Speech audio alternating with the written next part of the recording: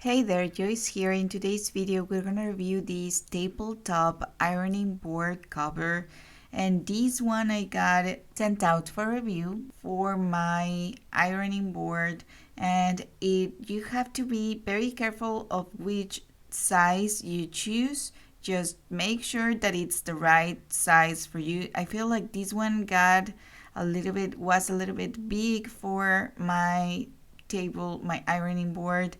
However, I love the design, and you need to stretch it as much as you can so you can really make it work on your ironing board. Okay, I love this design, and they have different designs as well, and this one, the one that I love the most, it is really soft and cushioned, so I'm really sure that you will love it too. It has some straps at the bottom and also a nice elastic so you can actually put it on your ironing board.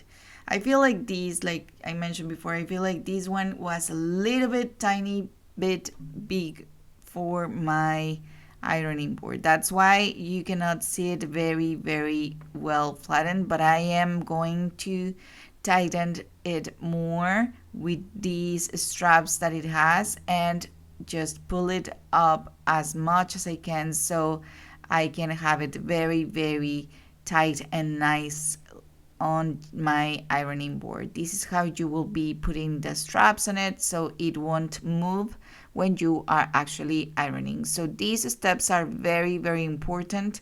You just need to adjust it very well.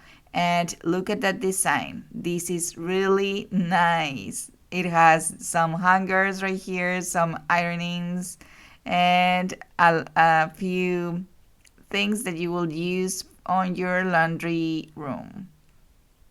Super cool, huh? And with this, you can just pull it and you can try to tighten as much as you can.